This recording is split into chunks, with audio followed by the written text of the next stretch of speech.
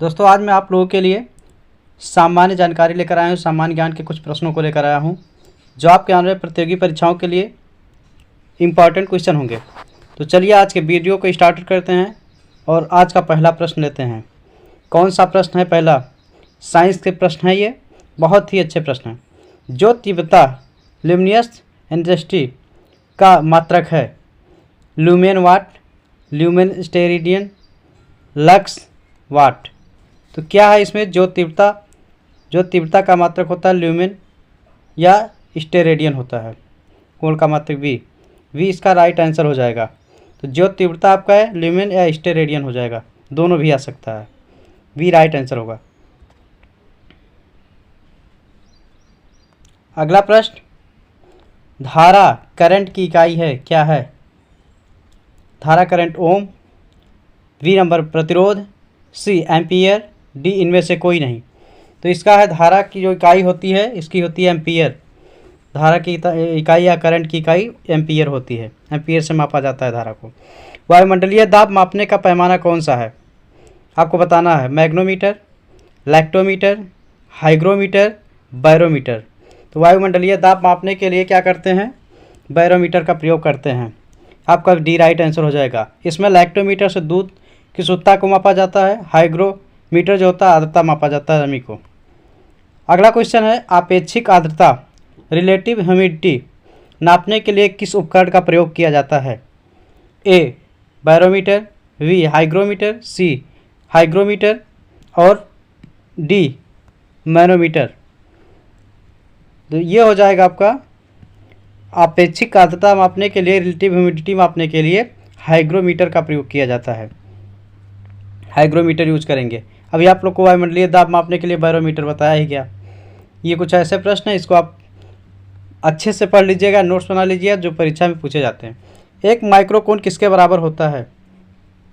क्या होता है? 100 मिलीमीटर के, वी 1000 मिलीमीटर के, सी 0.01 मिलीमीटर के, डी 0.001 मिलीमीटर के। तो आपका डी राइट आंसर हो जाएगा। 0.001 मिलीमीटर के बराबर होता है डी राइट आंसर। अगला प्रश्न है, एक पिकोग्राम बराबर होता है, कितना होता है? 10⁻⁹ ग्राम, 10⁻⁻12 ग्राम या 10⁻⁻6 ग्राम, डी 10⁻⁻15 ग्राम। कितना होता है? तो इसका हो जाएगा 10⁻⁻12 ग्राम होता है। पिकोग्राम बराबर होता है 10⁻⁻12 ग्राम होता है। अगला प्रश्न है,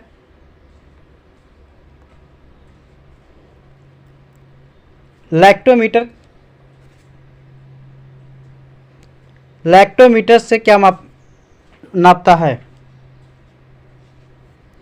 लैक्टोमीटर से तरल पदार्थ का आपेक्षिक घनत्व, दूध की शुद्धता, आपेक्षिक आर्द्रता, वायुमंडलीय दाब। इससे मापा जाता है। लैक्टोमीटर से दूध की शुद्धता को मापा जाता है, कितना परसेंट उसमें दूध है, कितना पानी है। तो लैक्टोमीटर से मापा जाता है दूध की शुद्धता। अगला प्रश्न है, निम्नलिखित में से शक्ति का मात्रक है?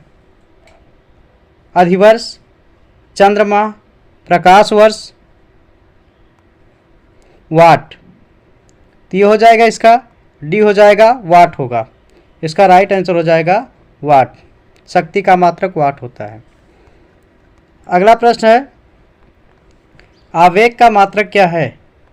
Newton second, newton metre, newton प्रति मीटर, केल्विन।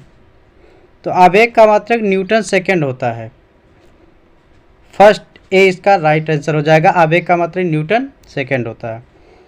अश्व शक्ति किसका मात्रक है? अगला प्रश्न है आपका 10 नंबर का क्वेश्चन है, अश्व शक्ति किसका मात्रक है? जल का, काम का, शक्ति का, बल का। अश्व शक्ति मात्रक होता है शक्ति। अश्व शक्ति जो होता है, अश्व शक्ति इसका शक्ति मात्रक है। सी राइट आंसर इसका हो जाएगा। इसका एकक है। एक हार्स पावर का मान किसके बराबर है? 746 जूल, 746 न्यूटन, 746 वाट, 746 कैलोरी। तो एक हार्स पावर जो बराबर होता है 746 वाट होता है। सी इसका राइट आंसर हो जाएगा। एक हार्स पावर में 746 वाट होते हैं, ऐसा आप कह सकते हैं। या क्वेश्चन आपसे पूछता है कि एक हार्स पावर में कितना होता है? 746 वाट होता है। प्रकाश वर्ष निम्नलिखित में से किसकी इकाई है? प्रकाश वर्ष ए चाल, बी ऊर्जा, सी दूरी, डी समय। तो प्रकाश वर्ष दूरी की इकाई है, इसको आप जानते हैं। प्रकाश वर्ष से दूरी को मापा जाता है। अगला क्वेश्चन है, गतिज ऊर्जा को कैसे व्यक्त करते हैं? mv², B mgh, C half mv², D half mv²। तो डी इसका राइट आंसर हो जाएगा, हाफ mv² हो जाएगा, डी इसका राइट आंसर होगा। गतिज ऊर्जा को हाफ mv² से व्यक्त करते हैं। नेक्स्ट क्वेश्चन है, चलती बस के अचानक रुकने से सवारी आगे की ओर क्यों झुकती है? ए बस के जड़त्व के कारण, वी सवारी के जड़त्व के कारण, सी पृथ्वी व सवारी के बीच घर्षण के कारण, डी पृथ्वी व बस के बीच घर्षण के कारण।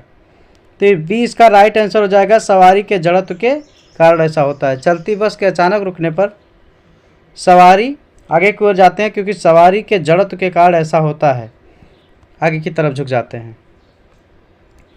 कोई साइकिल सवार यदि किसी मोड़ में घूमता है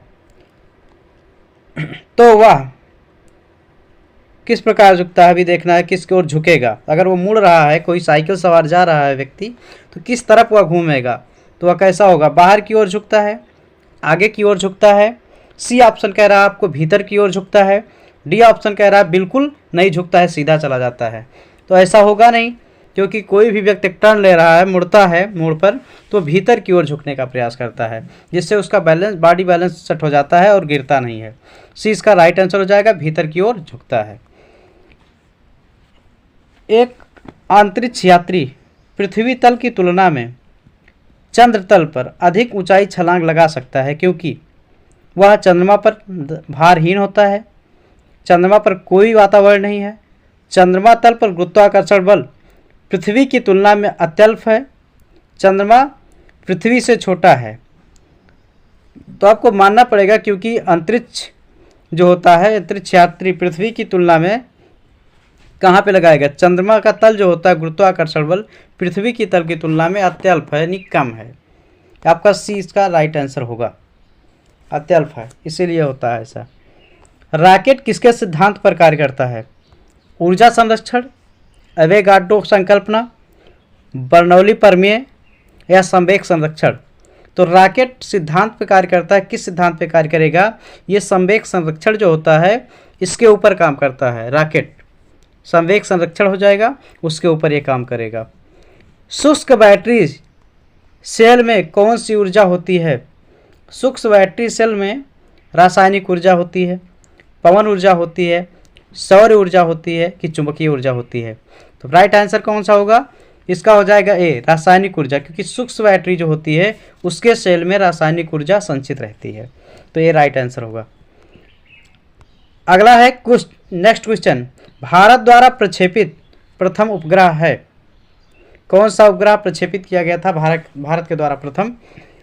भास्कर, वरुण, आर्यभट्ट, अग्नि।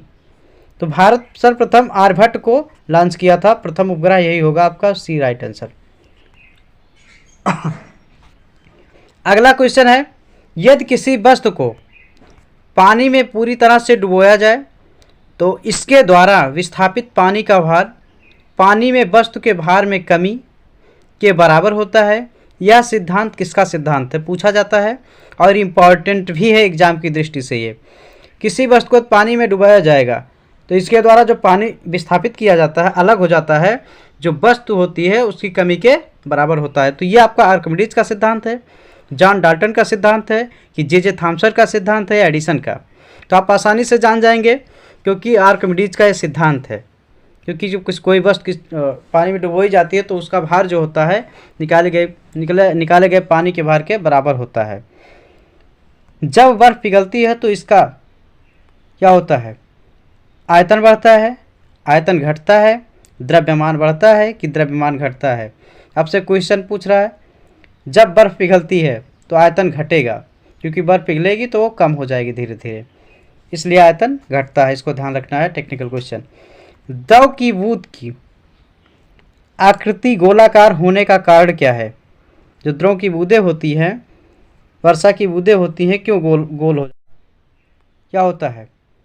आयतन बढ़ता है, आयतन घटता है, द्रव्यमान बढ़ता है कि द्रव्यमान घटता है? आपसे क्वेश्चन पूछ रहा है, जब बर्फ़ पिघलती है तो आयतन घटेगा, क्योंकि बर्फ़ पिघलेगी तो वो कम हो जाएगी धीरे धीरे, इसलिए आयतन घटता है। इसको ध्यान रखना है, टेक्निकल क्वेश्चन। द्रव की बूंद की आकृति गोलाकार होने का कारण क्या है? जो द्रव की बूंदें होती हैं, वर्षा की बूंदें होती हैं, क्यों गोल गोल हो जाती हैं? गोलाकार होने का क्या कारण होता है?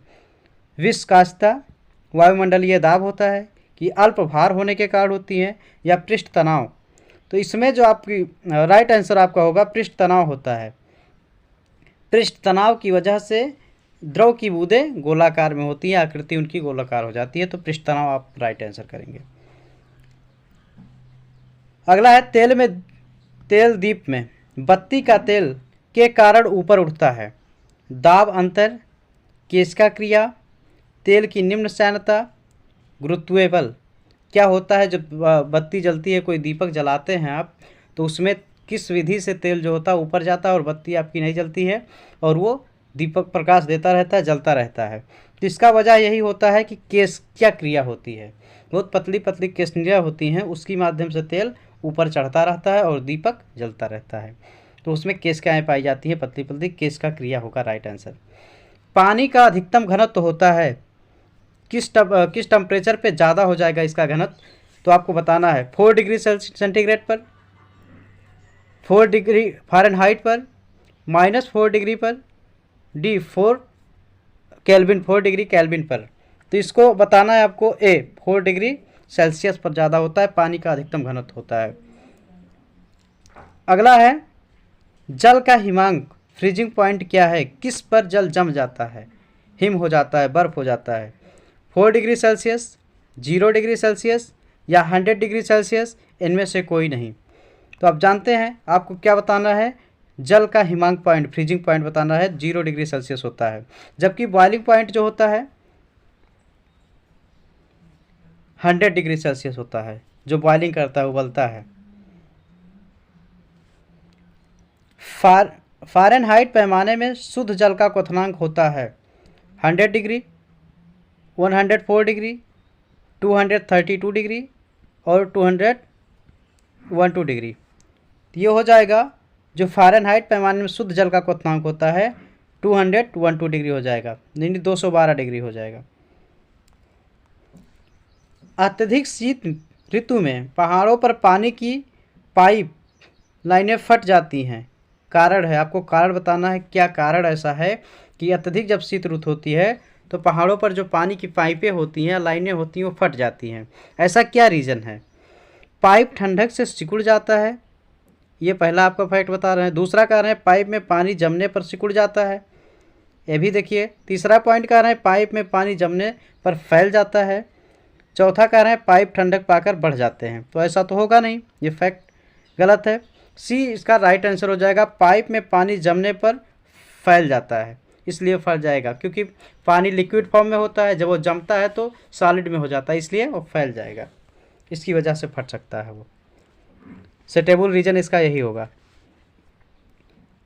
नेक्स्ट क्वेश्चन है, किसी झील की सतह का पानी बस जमने ही वाला है, झील के अधस्थल में जल का क्या तापमान होगा? 0 degree centigrade, 1 degree centigrade, 2 degree centigrade या 4 डिग्री सेंटीग्रेड? इसमें क्या हो जाएगा, झील की सतह की पानी बस जमने वाला होता है, तो अधस्थल जो जल का तापमान होता है 4 डिग्री सेल्सियस हो जाएगा।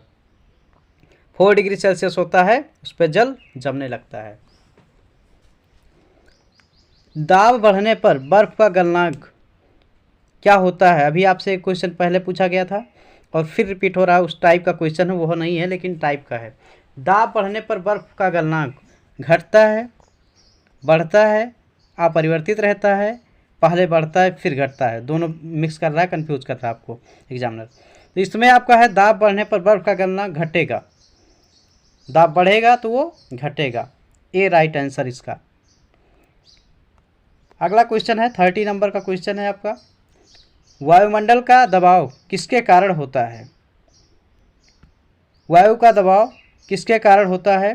घनत्व के कारण, आर्द्रता के कारण, तापमान के कारण, ऊंचाई के कारण।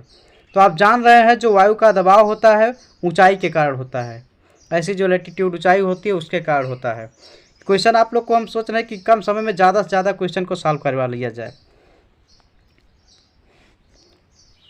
पंखा करने से शरीर में ठंडक की अनुभूति होती है, क्यों क्यों उत्पन्न होती है, आपको बताना है। पंखा करेंगे जब लोग बेना होते हैं, देहाती भाषा में बोलते हैं, तब क्यों ठंडक होती है ऐसा बता रहे हैं। शरीर पर आर्द्रता के वाष्पन के कारण ठंडी अनुभव होती है। वायु ठंडी होने के कारण, पंखे के डिजाइन में कुछ विशिष्टता के कारण, वायु में कुछ विशेष गैसें होती हैं जिनके कारण ठंडी अनुभव होती है। तो ये हो जाएगा ए, इसका राइट आंसर हो जाएगा। शरीर पर आर्द्रता के वाष्पन के कारण ठंडी अनुभव होती है। तो ये हो जाएगा शरीर पर जो आर्द्रता होती है, जो वाष्पन होता है, इसी के कारण ठंडी का अनुभव आपको अवश्य होता है। इसीलिए पंखा करने पर ठंड लगती है, ठंडी का एहसास होता है। नेक्स्ट क्वेश्चन है, प्रेशर कुकर में खाना जल्दी पकता है क्योंकि। इसका रीज़न बताना है आपको। जनरली होता भी होगा, लोगों घर में खाना बनता भी है, तो आप इसका रीज़न जान सकते हैं। क्वथन अधिक ताप पर होने लगता है, क्वथन कम ताप पर होता है, दाब स्थिर रहता है, कोई पदार्थ बाहर नहीं निकल पाता है। इसमें रीज़न क्या होगा? क्वथन अधिक ताप में पर होने लगता है, जो क्वथनांक होता है अधिक ताप में होने लगता है और बंद रहता है, इसलिए गैस निकल नहीं पाती है। रीज़न ये भी होगा। तो ए इसका राइट आंसर हो जाएगा। क्वथन अधिक ताप पर होने लगता है और जल्दी हो जाता है, यही रीज़न है। ध्वनि की तीव्रता निर्धारित होती है आयाम से, आवृत्ति से, तरंगदैर्घ्य से कि चाल से। कौन सा इसमें राइट आंसर हो जाएगा? ध्वनि। तो ध्वनि की जो तीव्रता निर्धारित होती है वो आयाम से, इसको निर्धारित करने के लिए आयाम की आवश्यकता होती, इसका राइट आंसर हो जाएगा। ध्वनि की तीव्रता आयाम से निर्धारित होती है, फर्स्ट राइट आंसर। ध्वनि का वेग सबसे ज़्यादातर किस में होता है? इस्पात में, निर्वात में, जल में, इनमें से कोई नहीं। तो ध्वनि का वेग सबसे ज़्यादा किस में होता है? इस्पात में होता है। इसका राइट आंसर हो जाएगा ए। ध्वनि का वेग सबसे ज़्यादा किस में होता है? इस्पात में होता है। उसके बाद अगला प्रश्न है, निम्न में से अपश्रव्य तरंगे कौन हैं? 10 हर्ट्ज, 20 हर्ट्ज से ऊपर, 200 हर्ट्ज कि 20,000 हर्ट्ज। तो अपश्रव्य तरंगे जो होती हैं, अपश्रव्य, ये 10 हर्ट्ज की होती हैं लगभग। 10 हर्ट्ज जो होता है ये अपश्रव्य तरंगे होती हैं। नेक्स्ट क्वेश्चन है, निम्नलिखित में से कौन सी ध्वनि हम नहीं सुन सकते हैं? 20 हर्ट्ज, 200 हर्ट्ज, 25,000 हर्ट्ज, 18 हर्ट्ज। तो ये जो तरंगे होती हैं हम नहीं सुन सकते हैं। 25,000 हर्ट्ज, 25,000 हर्ट्ज की जो ध्वनि होती है इसको हम नहीं सुन सकते। इसका राइट आंसर सी होगा। स्पष्ट प्रतिध्वनि तभी सुनी जा सकती है जब परावर्तन सतह की ध्वनि स्रोत से न्यूनतम दूरी हो। लगभग कितनी दूरी पर होगी तब हम सुन सकेंगे या स्पष्ट सुन सकते हैं, प्रतिध्वनि सुनी जा सकती है। 10 मीटर 17 मीटर, 32 मीटर, 50 मीटर। तो राइट आंसर भी हो जाएगा 17 मीटर अगर होगा प्रतिध्वनि तभी सुनी जा सकती है परावर्तन सतह ध्वनि स्रोत से। इसकी न्यूनतम दूरी लगभग 17 मीटर होगी। अगला क्वेश्चन बहुत ही अच्छा क्वेश्चन, डॉपलर प्रभाव संबंधित है। आपको बताना है, ये बेसिक क्वेश्चन है साइंस के, सामान्य जानकारी के। डॉपलर प्रभाव संबंधित है ध्वनि से, मुद्रा प्रचलन से, जनसंख्या से, मनोविज्ञान से। तो डॉपलर प्रभाव संबंधित है, ध्वनि से संबंधित है। ए इसका राइट आंसर होगा। डॉपलर प्रभाव ध्वनि से संबंधित है। अगला क्वेश्चन आपका 30 नंबर 9 का, निम्नलिखित में से किससे होकर ध्वनि का संचरण नहीं हो सकता? इस्पात, वायु, निर्वात और जल। तो इसमें आप जानते हैं ध्वनि का जो संचरण होता है निर्वात में नहीं होता है, तो निर्वात आ जाएगा, तो ये नहीं होगा, ये निर्वात इसका राइट आंसर हो जाएगा। और ये मिश्रित क्वेश्चन है, मिक्स क्वेश्चन है, वीडियो को जरूर देखिएगा आप लोग। अगला प्रश्न है, किसी यंत्र द्वारा 20,000 हर्ट्ज से अधिक आवृत्ति की ध्वनि कहलाती है, यानी किसी यंत्र द्वारा 20,000 हर्ट्ज से अधिक आवृत्ति की ध्वनि कहलाती है। इंफ्रासोनिक, ऑडिबल, अल्ट्रासोनिक, सबसोनिक क्या कही जाएगी? तो 20,000 से ज़्यादा हर्ट्ज की ध्वनि रहेगी। हर्ट्ज इकाई होती है ध्वनि मापने की। अल्ट्रासोनिक ध्वनि कही जाती है। तो ये आपका हो जाएगा अल्ट्रासोनिक। धन्यवाद। वीडियो को आप पूरा देखिएगा और लाइक करिएगा। चैनल आप सब्सक्राइब कर लीजिएगा। आपको फ्री में मिलता है, कोई भी मूल्य नहीं देना पड़ता है इस यूट्यूब चैनल पर पढ़ने के लिए। आप सभी लोगों को धन्यवाद। तो बच्चों, आज मैं आप लोग के लिए साइंस विज्ञान के महत्वपूर्ण प्रश्नों को लेकर आया हूँ, जो आपके सभी प्रतियोगी परीक्षाओं के लिए बहुत ही इंपॉर्टेंट होगा। तो स्टार्ट करते हैं आज के वीडियो को। आप सभी लोग वीडियो को पूरा देखिएगा और वीडियो लाइक करिएगा, चैनल को सब्सक्राइब करिएगा। तो स्टार्ट करते हैं आज के पहले प्रश्न को, जो साइंस का बहुत ही अच्छा प्रश्न होगा।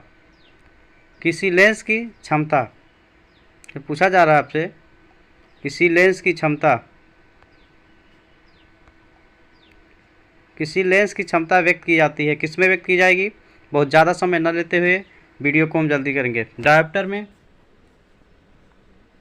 जूल्स में, वाट में, इनमें से कोई नहीं, नन ऑफ दीज। तो लेंस की क्षमता व्यक्त की जाती है, उसके लिए हम यूज करते हैं डायोप्टर को। जो लेंस की क्षमता होती है, फोकस होती है, उसको क्या यूज करते हैं? डायोप्टर्स को यूज करते हैं। अगले इंपॉर्टेंट क्वेश्चन की तरफ चलते हैं। परावैंगनिक किरणों को कौन अवशोषित करता है? जो अल्ट्रावायलेट किरणें आती हैं उसको कौन अवशोषित करता है, इसको बताना है। ओजोन लेयर, आयन मंडल, नाइट्रोजन, इनमें से कोई नहीं। तो आपसे पूछा जा रहा है जो आता है इसको ओजोन परत अवशोषण कर लेती है। जो अल्ट्रावायलेट रेज आती हैं, जो सूर्य से आती हैं, अल्ट्रावायलेट किरणें जो आती हैं, उसको ओजोन परत क्या कर लेती है? अवशोषित कर लेती है, यानी ग्रहण कर लेती है। इससे ह्यूमन की सुरक्षा होती है। दांत के डॉक्टर का दर्पण होता है, किस प्रकार का दर्पण होता है या कैसा दर्पण रखते हैं? दर्पण यानी जानते हैं आप लोग, कांच, मिरर या शीशा होता है, उसको बोलते हैं। उत्तल होता है, अवतल होता है, समतल होता है या बेलनाकार होता है? किस प्रकार का होता है? तो ऐसे जनरली आप लोग जानते हैं कॉनकेव, कॉन्वेक्स, उत्तल, अवतल, इस तरह से बोलते हैं। लेकिन ये आपका अवतल दर्पण यूज करते हैं। जो डॉक्टर होते हैं वो अवतल दर्पण यूज करते हैं। B right answer. Question number next.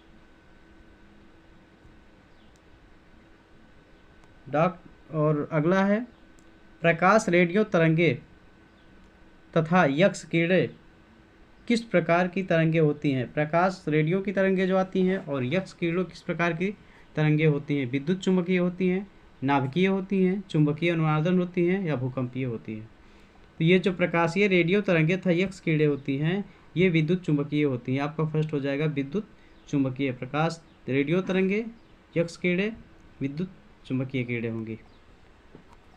अगला क्वेश्चन, समतल दर्पण द्वारा बना प्रतिबिंब होता है आभासी प्रतिबिंब, वास्तविक प्रतिबिंब, वास्तविक और कभी आभासी, इनमें से कोई नहीं। तो ये हो जाएगा जो बना होता है आभासी प्रतिबिंब बनता है। इस पर समतल दर्पण द्वारा प्रतिबिंब बना होता है वो आभासी प्रतिबिंब बनता है।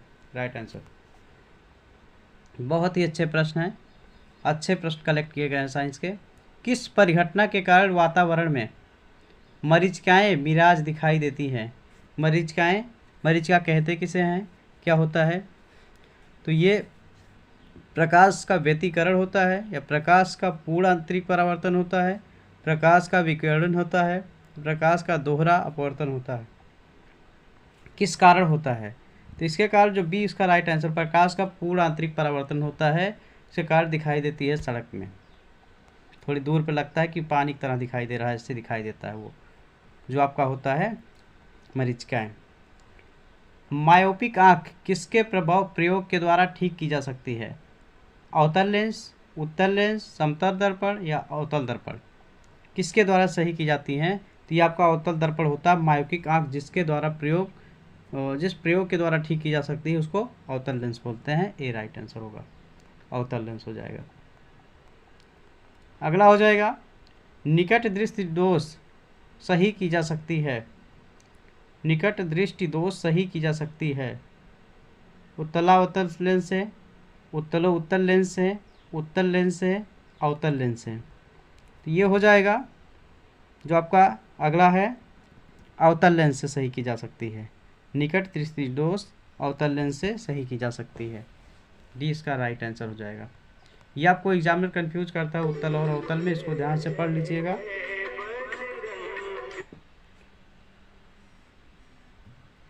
लाल कमल का फूल हरे प्रकाश में दिखाई देने पर दिखाई देगा सफ़ेद, लाल, हरा, काला। ये दिखाई देता है काला दिखाई देगा। लाल कमल का फूल हरे प्रकाश में देखने पर ये काला दिखाई देता है।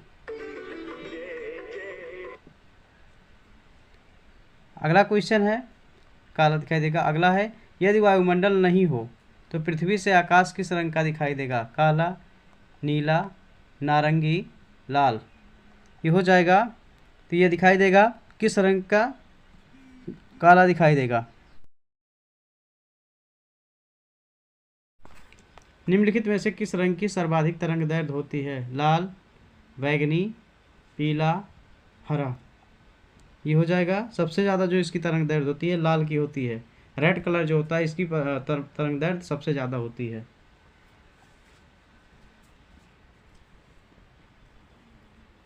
सबसे ज़्यादा रेड की होती है। दूर की वस्तुओं को देखने के लिए किस उपकरण का प्रयोग किया जाता है? जो दूर की वस्तुएं होती हैं उसको देखने के लिए पेरिस्कोप, माइक्रोस्कोप, सेट और उसके बाद बाइनोक्यूलर दूरबीन। तो आप जानते हैं इसके लिए क्या यूज करते हैं? बाइनोक्यूलर दूरबीन जो होती है उसको यूज करते हैं दूर की वस्तुओं को देखने के लिए। इस प्रकार के उपकरण का यूज करते हैं। एक मोटर वाहन का पीछे की चीज़ें दिखलाने वाला दर्पण आईना कैसा होता है? जो गाड़ियों में लगा होता है किस प्रकार दर्पण होता है, ऐसा पूछा जाता है। अवतल, समतल, उत्तल या द्विव अवतल होता है। किस प्रकार का होता है? ये आपका जानते हैं उत्तल दर्पण लगा होता है, जो गाड़ियों में लगा होता है, जो पीछे का दिखाई देता है। ये ऐसा क्वेश्चन आप लोगों से पूछा जाता है। नेक्स्ट क्वेश्चन, इंद्रधनुष के कारण होता है परावर्तन, अपवर्तन, प्रकीर्णन, विक्षेपण। तो ये होता है इंद्रधनुष के कारण जो होता है वो विक्षेपण होता है। इंद्रधनुष के कारण क्या बनता है? विक्षेपण बनता है। अगला नंबर क्वेश्चन है, युद्धक विमान अधिक ऊंचाई पर क्यों उड़ते हैं? जो फाइटर जेट होते हैं अधिक ऊंचाई पर क्यों उड़ते हैं? पक्षियों से बचाव हेतु, ध्वनि अवरोधों को पार करने हेतु, गुरुत्वीय बल को पार करने हेतु, रडार संसूचन से बचाव हेतु। तो ये जो होते हैं रडार संसूचन से बचाव हेतु ऊपर उड़ते हैं। रडार जो होता है उसके संसूचन से बचाव हेतु ऊपर उड़ते रहते हैं। अगला है, जब किसी माध्यम का ताप बढ़ता है तो उस माध्यम में प्रकाश का वेग बढ़ जाता है, घट जाता है, अपवर्तित रहता है, तेजी से घटता है। तो इसमें अपरिवर्तित रहता है, कोई चेंजिंग नहीं रहती है। जब किसी माध्यम का ताप बढ़ेगा तो उस माध्यम में प्रकाश का जो वेग होता है वो अपरिवर्तित रहता है, कोई फर्क नहीं पड़ेगा, कोई डिफरेंस नहीं पड़ेगा, अपरिवर्तित रहेगा, इनचेंजिंग रहेगा। अगला क्वेश्चन है, आयनों के रज तन के लिए निम्नलिखित में से कौन सा प्रयुक्त होता है? Silver nitrate, zinc nitrate, silver oxide, pitch flat. क्या यूज होता है इसमें? इसमें होता है सिल्वर नाइट्रेट यूज किया जाता है, जो आयनों के रज रतन के लिए लगाया जाता है। सिल्वर नाइट्रेट यूज किया जाता है। डायनेमो क्या करता है? अगला इंपॉर्टेंट क्वेश्चन है जो आप लोग पूछते हैं। डायनेमो का कार्य क्या है? डायनेमो का वर्क क्या है? विद्युत ऊर्जा को ऊष्मा में बदलना, यांत्रिक ऊर्जा को विद्युत में बदलना, विद्युत ऊर्जा को यांत्रिक ऊर्जा में बदलना, रासायनिक ऊर्जा को विद्युत ऊर्जा में बदलना है। तो इसका क्या सेंस होगा? जो डायनेमो होता है यांत्रिक ऊर्जा को विद्युत ऊर्जा में बदल देता है, जो जनरेटर में लगा होता है, इस तरह का जो होता है डायनेमो। अगला हो गया बहुत इंपॉर्टेंट क्वेश्चन, ये वाला वेरी वेरी इंपॉर्टेंट क्वेश्चन लगा लीजिएगा आप लोग। गैल्वेनोमीटर का उपयोग किसमें किया जाता है? विद्युत धारा ज्ञात करने में, प्रतिरोध मापने में, ऊंचाई मापने में, कोणीय वेग मापने में। ये हो जाएगा 59। गैल्वेनोमीटर का उपयोग विद्युत धारा ज्ञात करने में किया जाता है, जो विद्युत होता है एम्पियर होता है, विद्युत धारा ज्ञात करने के लिए गैल्वेनोमीटर का उपयोग किया जाएगा। अगला क्वेश्चन, अमीटर से क्या मापा जाता है? विद्युत धारा, विभवांतर, वायु की चाल, उच्च ताप। क्या मापते हैं? तो इससे मापते हैं विद्युत धारा। अमीटर से विद्युत धारा को मापा जाता है। क्या होता है, कितना होती है, इस प्रकार से मापा जाता है विद्युत धारा। दैट्स ऑल, धन्यवाद दोस्तों। आज मैं साइंस के कुछ महत्वपूर्ण प्रश्नों को लेकर आया हूँ। इस समय साइंस की सीरीज चल रही है आपकी, ये लगभग 200 प्रश्नों की है सीरीज, और ऐसे ही दो वीडियो आपको मिल चुके हैं और तीसरा वीडियो आपको मिल रहा है। तो ये क्रम वाइज सीरीज आपकी चलती रहेगी।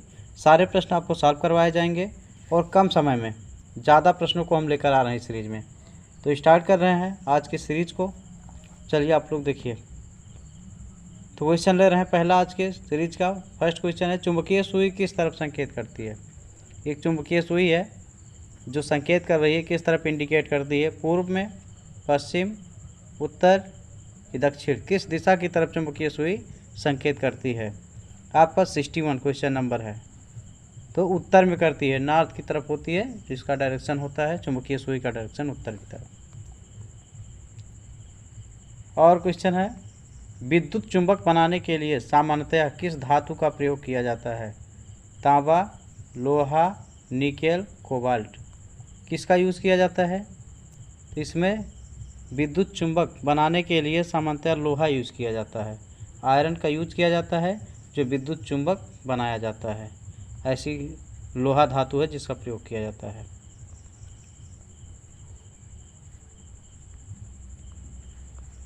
अगला प्रश्न है, ऊष्मा के स्थानांतरण का कारण क्या है। ऊष्मा जो ट्रांसफ़र होती है, जो स्थानांतरित होती है, उसका रीजन क्या है। निक्षेपण, विस्थापन, तापांतर, विघटन, क्या रीजन है इसका 63 का। ये तापांतर जो होता है, ऊष्मा के स्थानांतरण का जो कारण होता है ये तापांतर होता है। इसके कारण ट्रांसफ़र होती है, ऊष्मा स्थानांतरण करती रहती है।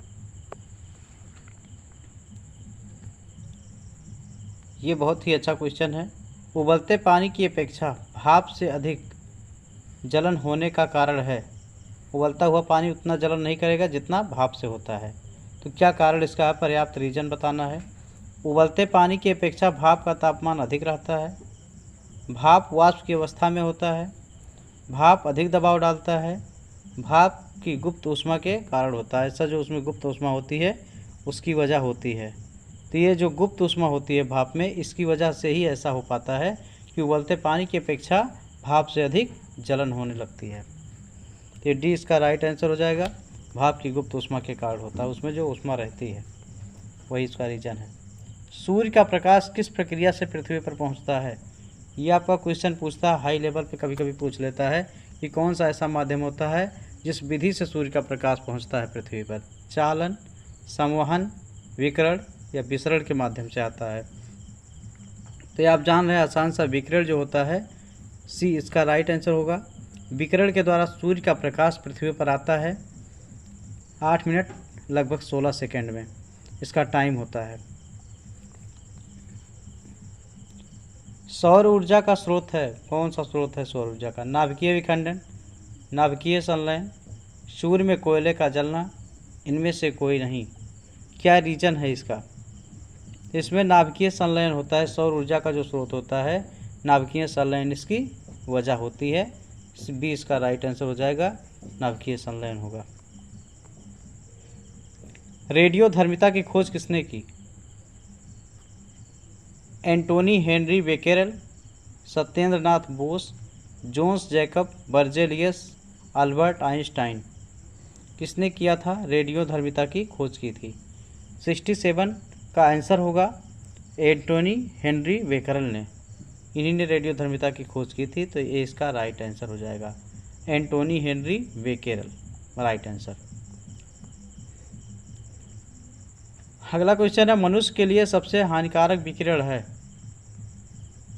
अल्फा किरणें, बीटा किरणें, गामा किरणें, पराबैंगनी किरणें। मनुष्य के लिए सबसे हानिकारक ये जो कीड़े होती हैं इसमें कौन सी हैं। गामा कीड़े सबसे हानिकारक होती हैं। अल्फ़ा बीटा गामा में गामा कीड़े जो होती हैं सबसे हानिकारक होती हैं अल्ट्रावायलेट रेज में। किससे परमाणु का निर्माण होता है। न्यूट्रॉन एवं प्रोटॉन से, न्यूट्रॉन एवं इलेक्ट्रॉन से, इलेक्ट्रॉन एवं प्रोटॉन से, इलेक्ट्रॉन न्यूट्रॉन एवं प्रोटॉन किससे होता है। जो परमाणु का निर्माण होता है, एटम का निर्माण होता है, उसमें इलेक्ट्रॉन, न्यूट्रॉन और प्रोटॉन तीनों होते हैं। इससे इसका परमाणु का निर्माण होता है, इलेक्ट्रॉन, न्यूट्रॉन एवं प्रोटॉन से। तो तीनों इसका राइट आंसर होगा, डी ऑप्शन राइट होगा। बहुत ही अच्छी सीरीज चल रही है इसमें साइंस की, आप सभी लोग देखिएगा। चैनल को सब्सक्राइब कर लीजिएगा और वीडियो को लाइक कीजिएगा और अपने दोस्तों को शेयर कीजिएगा जिनको भी इस एग्ज़ाम देना है। और साइंस जिनका भी वीक है वो भी इस वीडियो को देखते रहें, जिससे आपके कुछ वन लाइनर क्वेश्चन तैयार होते रहेंगे। हीटर के तार किस चीज़ के बने होते हैं? तांबा, टंगस्टन, नाइक्रोम, एल्यूमिनियम। हीटर का जो तार होता है जो जलता है उसमें किसका? नाइक्रोम। आप जानते हैं, अगर होगा तो उसका राइट आंसर नाइक्रोम होगा, क्योंकि जो हीटर होता है वो जलता है, वही तार होता है, नाइक्रोम का बना होता है, तो इसका सी राइट आंसर होगा। कंप्यूटर की भाषा में सीपीयू का अर्थ होता है कंप्यूटरीकृत power unit, central processing unit, central power unit, central peripheral unit. कौन सा होता है इसमें? 71 में, 71 में ये उसका होता है, ये central processing unit. B, computer में सीपीयू होता है, सीपीयू पूछा जाता है, ब्रेन ऑफ कंप्यूटर है, कंप्यूटर का मस्तिष्क भी सीपीयू कहते हैं, इसी में मदरबोर्ड ये सब रहता है। कंप्यूटर में प्रयुक्त आईसी चिप सामान्यतः के बने होते हैं? किसके बने होते हैं? शीशा के, सिलिकॉन के, क्रोमियम के, सोना के। तो आपका इसका हो जाएगा सिलिकॉन होगा, तो इसका राइट आंसर सिलिकॉन होना चाहिए, जो सिलिकॉन होगा। कंप्यूटर का जो आईसी इंटीग्रेटेड सर्किट बनी होती है, जो चिप जो होती है वो सिलिकॉन की बनी होती है, सिलिकॉन की बनी होती है, ये इसका राइट आंसर होगा। कंप्यूटर के आईसी का क्या अर्थ होता है? आईसी जो होता है इंटीग्रेटेड सर्किट होता है, इसका क्या अर्थ होता है? Integrated code, integrated circuit, information circuit, internal circuit.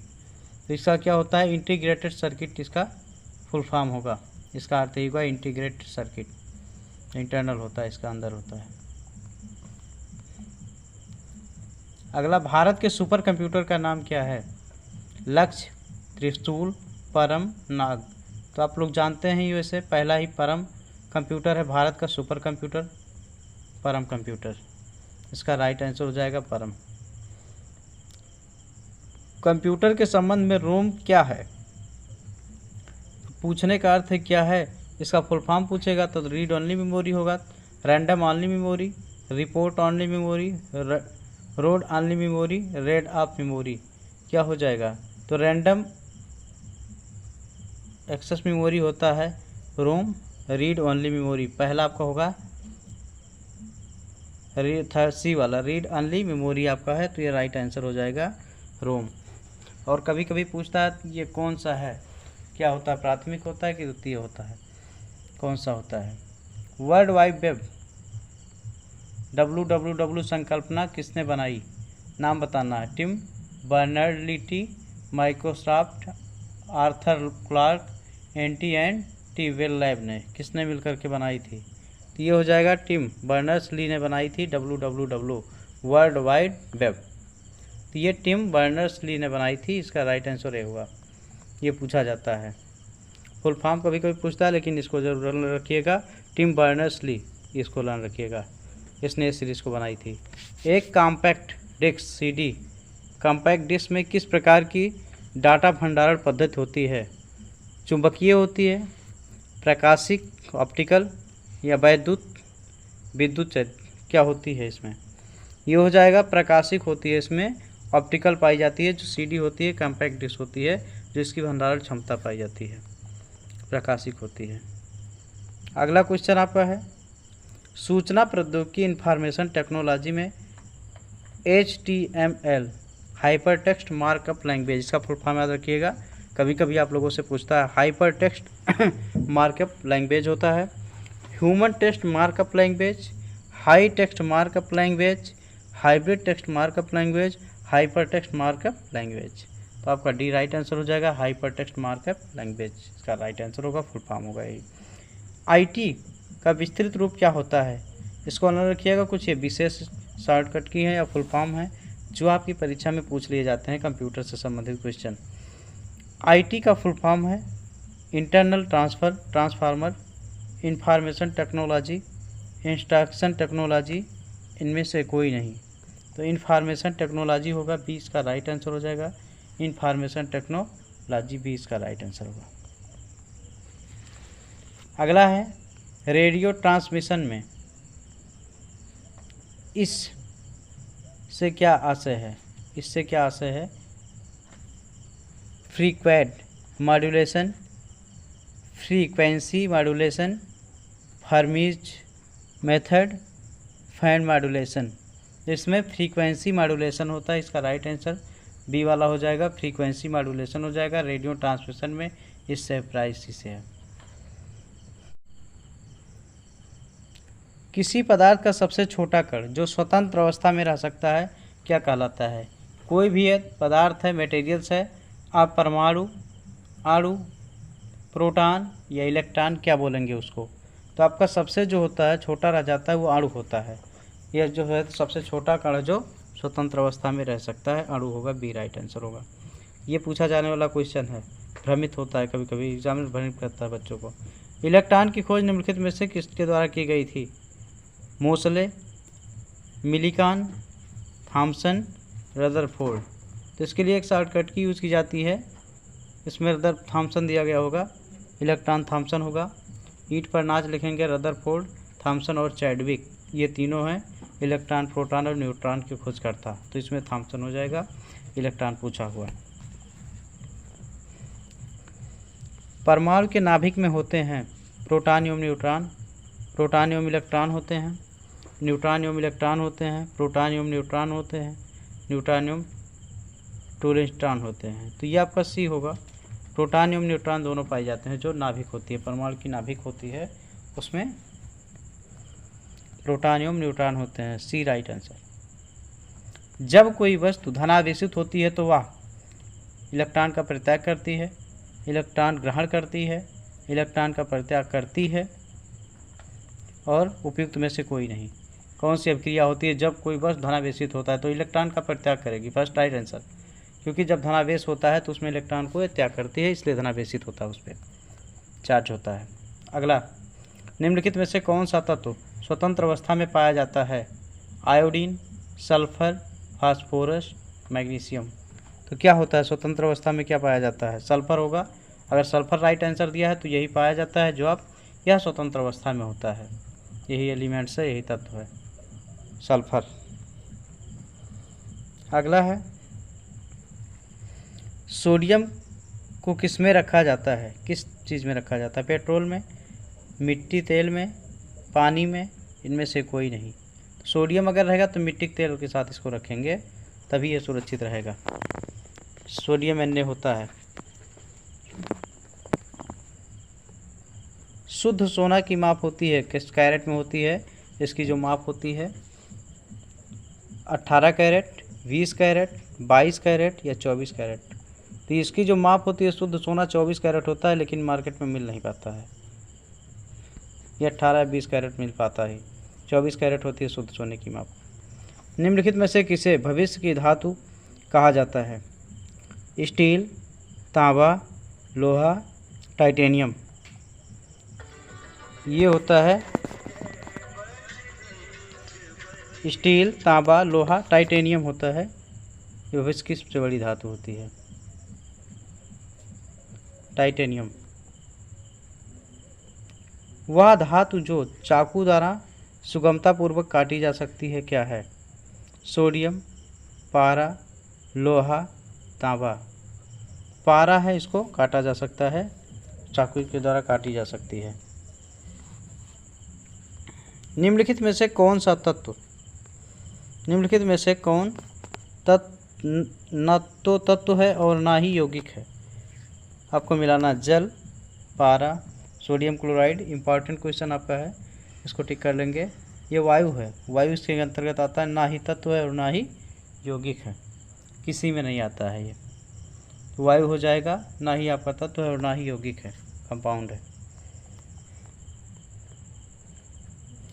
Green house किस पदार्थ का बना होता है? लकड़ी का, ईंट व सीमेंट का, कांच का, लोहा का। तो ग्रीन हाउस पदार्थ बना होता है कांच का, कांच का बनाया जाता है और कांच का बना होता है ये ग्रीन हाउस। अगर आपका है निम्नलिखित में से कौन सी अधातु नहीं है? Carbon, sulphur, aluminium, nitrogen. ये हो जाएगी एल्यूमिनियम। निम्नलिखित में से कौन सी अधातु नहीं है? तो यह एल्यूमिनियम हो जाएगी, सी राइट आंसर हो जाएगी, यह अधातु नहीं है। लिखने वाली पेंसिल में प्रयोग किया जाता है ग्रेफाइट, गंधक, सोडियम, टिन। ये लिखने वाली जो पेंसिल आती है इसमें ग्रेफाइट यूज़ किया जाता है, जो ब्लैक कलर का होता है वही ग्रेफाइट होता है जिससे लिखते हैं। निम्न में से कौन सा आधात्विक तत्व है? पारा, मैग्नीज, कार्बन, सोना। आधात्विक तत्व के अंतर्गत कार्बन आता है, कार्बन सी आता है, आधात्विक है। और अगला प्रश्न है, आधुनिक आवर्त सारणी किसने प्रस्तुत की थी? मेंडलीफ, वरी, मोंसले, रदरफोर्ड। तो आधुनिक आवर्त सारणी मोंसले के द्वारा खोज की गई थी। आधुनिक आवर्त सारणी सी राइट आंसर होगा, मोंसले। ये साइंस के इम्पोर्टेंट क्वेश्चन का वीडियो चल रहा है, आप सभी लोग वीडियो देखिएगा और लाइक करिएगा। निम्नलिखित में से कठोरतम पदार्थ कौन सा है? प्लैटिनम, हीरा, सोना, चांदी। ये हीरा हो जाएगा, सबसे कठोरतम धातु हीरा होती है, हीरा का नाम लिया गया है और महंगी धातु भी होती है। लोहे का सर्वाधिक शुद्ध रूप कौन सा होता है? ढलवा लोहा, इस्पात, पिटवा लोहा, कच्चा लोहा। तो ये होता है पिटवा लोहा, जो होता है ये सबसे सर्वाधिक शुद्ध रूप होता है, पिटवा लोहा जो होता है लोहे में। सूर्य मुख्यतः बना है, किसका बना है, किससे बना हुआ है या किन गैसों से मिलकर बना हुआ है? हाइड्रोजन से, कार्बन से, हाइड्रोकार्बन से, हीलियम से। तो ये हाइड्रोजन अगर दिया होगा तो राइट आंसर हो जाएगा, सूर्य मुख्यतः बना है हाइड्रोजन से, इसका राइट आंसर हाइड्रोजन। ओजोन परत को हानि पहुंचा रहा है? Carbon dioxide, nitrogen, oxygen, chlorofluorocarbon. तो CFC जो आपकी होती है हानिकारक गैस है, जो ओजोन परत को हानि पहुंचा रहा है। CFC chlorofluorocarbon, D right answer हो जाएगा, जिससे ओजोन परत में छिद्र हो गया है। और अल्ट्रावायलेट जो सूर्य की आदि के हानिकारक कीड़े, उससे पृथ्वी पर पड़ने वाले जीवों पर फर्क पड़ रहा है। CNG का अर्थ क्या है? ये आपका पूछता है कि LPG पूछता है लिक्विड पेट्रोलियम नरम गैस, CNG पूछता है कंप्रेस्ड नेचुरल गैस। तो एक cold natural gas, combined natural gas, compressed natural gas, cold natural gas. तो ये हो जाएगा आपका कंप्रेस्ड नेचुरल गैस होगा, तो राइट आंसर हो जाएगा सी। आपके कुछ 100 क्वेश्चन है, तो आपसे धन्यवाद। तो स्टूडेंट, आज मैं साइंस की जो सीरीज चल रही है उसके लिए आगे का क्वेश्चन लेते हैं। 101 से लेकर के 20 तक के क्वेश्चन को लेकर आए हुए हैं। ऑल कॉम्पिटिटिव एग्जाम में पूछे जाने वाले क्वेश्चन हैं, किसी भी कॉम्पिटिटिव एग्जाम में पूछे जाते हैं, ऐसे क्वेश्चन को लिया गया है। गोबर गैस प्लांट में कौन सी गैस उत्पन्न होती है? तो गोबर गैस प्लांट जो होता है, जो बनता है, यहाँ से कौन सी गैस मिलती है? Carbon monoxide, oxygen, methane, ammonia. तो इसमें मीथेन मिलेगी और मीथेन का फार्मूला होता है CH4। CH4 होता है मीथेन का फार्मूला, ये होता है। कहीं कहीं ऐसे भी लिखा रहता है और मीथेन होगी गोबर गैस प्लांट में पाई जाने वाली गैस। अगला है, गोबर गैस का मुख्य घटक है। गोबर गैस जो होता है उसका मुख्य घटक क्या होता है? अगर मुख्य गैस पूछेगा मीथेन, ईथेन, प्रोपेन, क्लोरीन। तो इसका मुख्य घटक अगर होगा तो इसका मीथेन ही होगा, इसका मुख्य घटक जो होगा मीथेन होगा। मीथेन CH4 इसका सूत्र है। इसी टाइप का क्वेश्चन है, मीथेन का रासायनिक सूत्र क्या होता है? ये क्वेश्चन पूछा जाता है, इसीलिए आपको कई बार से घुमा करके क्वेश्चन किए जा रहे हैं। C2H6 ऐसे पढ़ा जाएगा, CH4, C2H2, C2H4। तो इसमें एथेन, एथिलीन, एसिटिलीन ये सब फार्मूले दिए गए हैं, लेकिन मीथेन का आपका CH4 होता है, ये आपका हो जाएगा CH4। रासायनिक सूत्र यही होता है। कच्चे फलों को पकाने के लिए किस गैस का प्रयोग किया जाता है? ये पूछा गया 2-3 बार, टेट में भी पूछा गया एक आध बार। मीथेन, ऑक्सीजन, एसिटिलीन, मीथेन, किसका यूज किया जाता है इसमें आपका एसिटिलीन दिया गया होगा, तो ये यूज किया जाता है। एसिटिलीन गैस यूज की जाती है फलों को पकाने के लिए। निम्न में से कौन सी उत्कृष्ट गैस, उत्कृष्ट यानी नोबल गैस नहीं है? Argon, radon, neon, bromine. और सब ये हो जाएंगे इसमें, क्योंकि ब्रोमीन ये नहीं है। इनर्ट गैस 0 ग्रुप की गैसें होती हैं, आर्गन, रेडान, नियान ये सब होती हैं, जेनान वगैरह, लेकिन ब्रोमीन उसकी श्रेणी की नहीं है, तो ये हो जाएगा नहीं है। ऑक्सीजन की खोज किसने की थी? Important question. Priestley, Newton, Charles, madam Curie. Oxygen की खोज की थी प्रिस्टले ने की थी। ए राइट आंसर होगा। इसको लर्न रखिएगा आप लोग। ऑक्सीजन की खोज प्रिस्टले, ओ से ऑक्सीजन का सिंबल होता है, उसे व्यक्त करते हैं। सोडा वाटर बनाने में प्रयोग की जाती है NO CO, carbon monoxide, carbon dioxide, उसके बाद सल्फर डाइऑक्साइड। क्या यूज होती है सोडा वाटर बनाने के लिए? इसमें जो होती है कार्बन डाइऑक्साइड यूज की जाती है, CO2 यूज की जाती है। विद्युत बल्ब में कौन सी गैस प्रयुक्त होती है? ये भी क्वेश्चन पूछा गया है। कौन सी गैस प्रयुक्त होती है? Argon, hydrogen, oxygen, helium. तो इसमें आर्गन यूज़ की जाती है। जो विद्युत बल्ब होता है इसमें आर्गन यूज़ की जाती है। ए राइट आंसर होगा 108 का। नेक्स्ट क्वेश्चन है, सबसे अधिक दहनशील गैस कौन सी है? ज्वलनशील होता है या दहनशील होता है?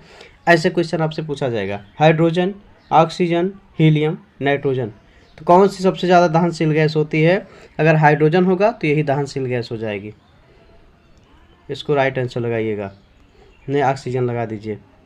प्लास्टिक सामान बनाने के लिए कौन सी गैस उपयोग में लाई जाती है? इथिलीन, एसिटिलीन, इथेन, इनमें से कोई नहीं। इसमें हो जाएगा एसिटिलीन। एसिटिलीन ऑप्शन होगा तो ये सही होगा। प्लास्टिक सामान बनाने के लिए यही गैस उपयोग में लाई जाती है। वीडियो अच्छा होगा तो इसको लाइक कीजिएगा और चैनल सब्सक्राइब कर लीजिएगा, अपने दोस्तों को शेयर कीजिएगा। द्रवित पेट्रोलियम गैस में प्रमुखतया कौन सी गैस होती है? ब्यूटेन और प्रोपेन, मीथेन, इथेन और हेक्सेन, इथेन, हेक्सेन और नियान, इनमें से कोई नहीं। तो इसमें आपका फर्स्ट ऑप्शन होगा ब्यूटेन और प्रोपेन। द्रवित पेट्रोलियम गैस में मुख्यतः पाई जाती है ब्यूटेन और प्रोपेन। शुद्ध जल का पीएच मान होता है, इसको तो लर्न रखिएगा, पूछ लेता है 6, 6, 8, 7 या 10। कितना होता है शुद्ध जल का पीएच मान? तो 7 होता है, यानी न्यूटन होगा उदासीन। 7 से ज़्यादा, 7 से कम क्या होता है? और इसको लर्न रखना होता है, आपको पूछता है कभी कभी। तो 7 होता है इसका पीएच मान। निम्न में कौन सा रासायनिक परिवर्तन नहीं है? लोहे में जंग लगना, पानी का भाप में बदलना, दूध से दही का बनना, कोयले को जलाना। क्या रासायनिक परिवर्तन इसमें नहीं है? तो इसमें पानी का भाप में बदलना, पानी भाप में बदलेगा, इसमें रासायनिक परिवर्तन नहीं होता है। लोहे से जंग लगना, ये भी धीरे धीरे होता रहता है। दूध से दही बनता है, कोयले को जलाना। तो ये हो जाएगा पानी का भाप में बदलना, ये हो जाएगा रासायनिक परिवर्तन नहीं है। कार की बैटरी में प्रयुक्त अपघट्य होता है आश्विक अम्ल, सल्फ्यूरिक अम्ल, हाइड्रोक्लोरिक अम्ल, नाइट्रिक अम्ल। क्या होता है इसमें? तो ये सल्फ्यूरिक अम्ल हो जाएगा। सल्फ्यूरिक अम्ल कार की बैटरी में जो अपघट्य प्रयुक्त होता है यही। चाय में कौन सा अम्ल होता है? यूरिक अम्ल, मेलिक अम्ल, लैक्टिक अम्ल, टैनिक अम्ल। चाय का पूछ रहा है तो टैनिक अम्ल अगर होगा तो ये राइट आंसर मिलेगा आपको, क्योंकि चाय में टैनिक अम्ल पाया जाता है, टैनिक एसिड पाई जाती है। नेक्स्ट क्वेश्चन, खट्टे दूध में कौन सा अम्ल पाया जाता है? एस्टिक अम्ल, टार्टरिक अम्ल, लैक्टिक अम्ल, इनमें से कोई नहीं। तो खट्टे पदार्थों में लैक्टिक अम्ल पाया जाता है। जो खट्टे पदार्थ होते हैं लैक्टिक अम्ल पाया जाता है, ये हो जाएगा राइट। अम्लीय विलेन का पीएच मान क्या होता है? 7 से कम, 7 से अधिक, 7 के बराबर, 7 से अधिक, 10 से अधिक। क्या होता है? तो अम्लीय जो विलेन होता है, एसिड सॉल्यूशन होता है, तो इसमें 7 से कम हो जाता है। क्षारीय का 7 से ज़्यादा हो जाएगा। एसिड एंड बेस जो होता है दोनों। कॉफ़ी में सबसे महत्वपूर्ण उत्तेजक कैफीन होता है। चाय में सबसे महत्वपूर्ण उत्तेजक पदार्थ क्या है? ब्रूसीन, थीन, कैफीन, फेनिल एलानिन। क्या होता है इसमें? तो कैफीन अगर दिया होगा तो ये चाय में महत्वपूर्ण उत्तेजक पदार्थ होगा, क्योंकि कॉफ़ी में कैफीन होता है।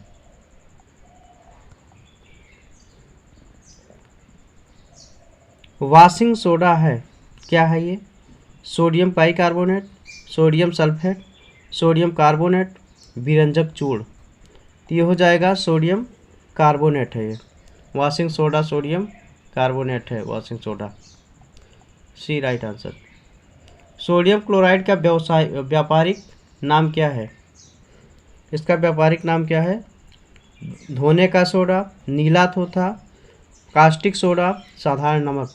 सोडियम क्लोराइड NaCl होता है, साधारण नमक बोलते हैं इसको, खाने के लिए यूज किया जाता है, साधारण नमक NaCl।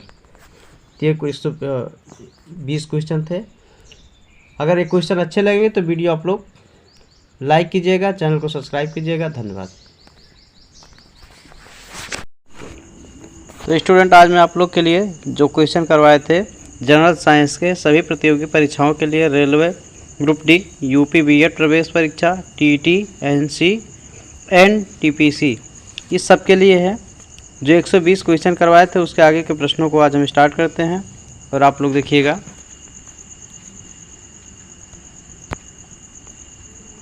ये आपका हो गया 121।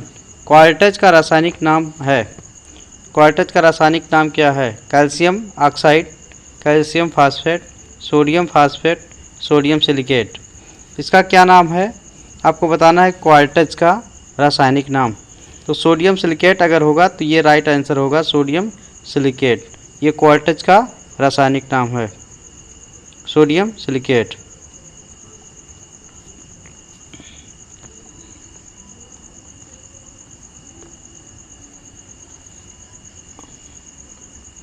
अगला क्वेश्चन है, ब्लीचिंग पाउडर का रासायनिक नाम क्या है? ब्लीचिंग पाउडर का calcium hypochlorite, sodium carbonate, sodium hydroxide, calcium carbonate. इसका रासायनिक नाम क्या है? Calcium hypochloride. ब्लीचिंग पाउडर का नाम है कैल्शियम हाइपोक्लोराइड, जिसका राइट आंसर होगा ए। अगला क्वेश्चन है, सबसे शुद्ध कोयले का प्रकार कौन सा है? ये पूछा जाता है।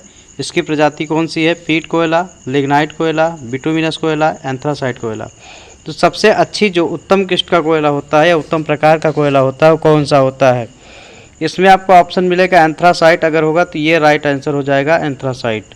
ये हो जाएगा राइट आंसर। सबसे शुद्ध कोयले का प्रकार एंथ्रासाइट होगा, राइट आंसर।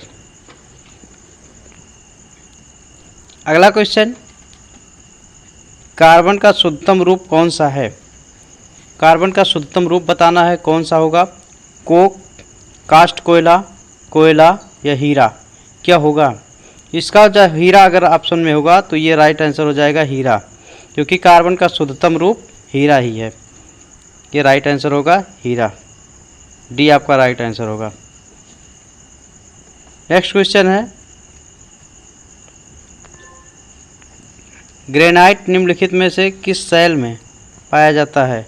ग्रेनाइट किस सेल में पाया जाता है? कायांतरित सेल में, आग्नेय सेल में, कायांतरित सेल, आग्नेय सेल में या अवसादी सेल में? इनमें से कोई नहीं। किस में पाया जाता है? इसमें आपका होगा आग्नेय सेल। अगर ऑप्शन है तो ये राइट आंसर है, आग्नेय सेल में पाया जाता है। ग्रेनाइट आग्नेय सेल में पाया जाता है। अगला प्रश्न है, बॉक्साइट बॉक्साइट किस धातु का अयस्क है? इसको आराम से पढ़िएगा क्वेश्चन। बॉक्साइट किस धातु का अयस्क है? एल्यूमिनियम, तांबा, जस्ता और टिन। किसका होगा? इसका राइट आंसर हो जाएगा बॉक्साइट एल्यूमिनियम का अयस्क। इसको याद रखिएगा आप, अयस्क का नाम रखिएगा। और ये एल्यूमिनियम किसका? बॉक्साइट का। ये कई बार पूछा गया प्रश्न है, इंपॉर्टेंट क्वेश्चन, तो इसको आपको लर्न रखना है। अगला प्रश्न है, क्रायोलाइट किस धातु का अयस्क है? इसको याद रखिएगा, अयस्क। क्रायोलाइट किसका अयस्क है? Antimony, barium, arsenic, aluminium. किसका होगा? इसका राइट आंसर हो जाएगा फोर्थ, एल्यूमिनियम। क्रायोलाइट किसका अयस्क है? एल्यूमिनियम का अयस्क है। इसको आपको लर्न रखना है। किसका है? एल्यूमिनियम का। कौन सा? Cryolite, right answer. अगला प्रश्न है, टाका सोल्डर किसका मिश्रण होता है? जो सोल्डर होता है, सीसा व जस्ता का, सीसा व बिस्मिथ का, सीसा व तांबा का, सीसा व टिन का। किसका होता है ये होता है सीसा व टिन का होता है। ये आपका हो जाएगा राइट आंसर डी, सीसा व टिन का होता है। ये सोल्डर जो टाका होता है या सीसा या टिन का होता है, राइट आंसर हो जाएगा।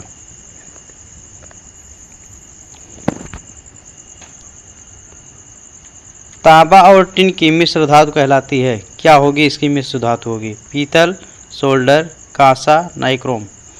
कौन सा होगा? तो इसका कांसा हो जाएगा। तांबा और टिन ये दोनों, इसकी जो मिश्र धातु बनती है ये कांसा बनेगी। कौन सी बनेगी? कांसा बनेगी। थर्ड इसका राइट आंसर हो जाएगा कांसा।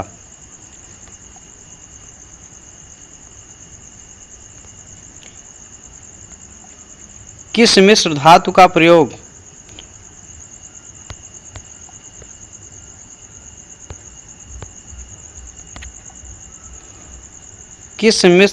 का प्रयोग वायुयान के हिस्से बनाने में किया जाता है? जर्मन सिल्वर, टाका, मोर्नल धातु, उसके बाद ड्यूरेलिन। किसका होगा? तो इसमें आपका हो जाएगा राइट आंसर डी होगा, ड्यूरेलुमिन। ये जो होता है वायुयान के हिस्से बनाने में यूज किया जाता है, ड्यूरेलुमिन। ये इसका राइट आंसर होगा।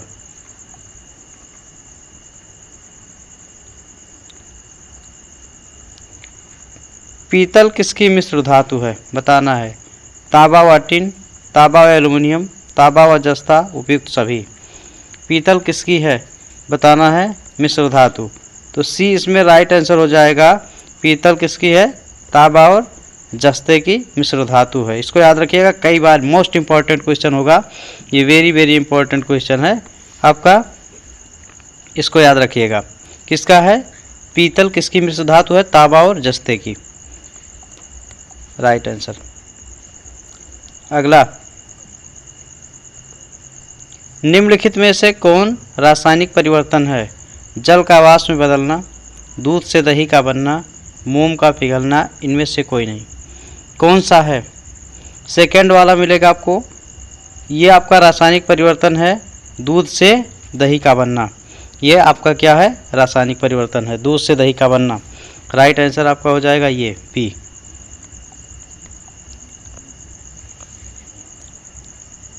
नेक्स्ट क्वेश्चन है, जल की कठोरता किसकी उपस्थिति से होती है? मैग्नीशियम बाइकार्बोनेट, विरंजक चूर्ण, सोडियम, इनमें से कोई नहीं। तो किसके कारण होती है इसकी कठोरता? मैग्नीशियम बाइकार्बोनेट के कारण। ये इसका राइट आंसर हो जाएगा।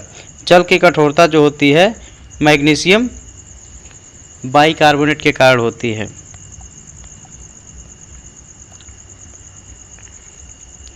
जल की अस्थायी कठोरता होती है किसकी उपस्थिति के कारण होती है? कैल्शियम और मैग्नीशियम के क्लोराइड के कारण, कैल्शियम और मैग्नीशियम के नाइट्रेट के कारण, कैल्शियम और मैग्नीशियम के बाइकार्बोनेट, कैल्शियम और मैग्नीशियम के सल्फेट से। किससे होती है इसको बताना है। तो इसका कैल्शियम और मैग्नीशियम बाइकार्बोनेट जो होता है इसके कारण होती है। सी इसका राइट आंसर हो जाएगा। अस्थायी कठोरता जो होती है इसके कारण होती है, इसका राइट आंसर होगा।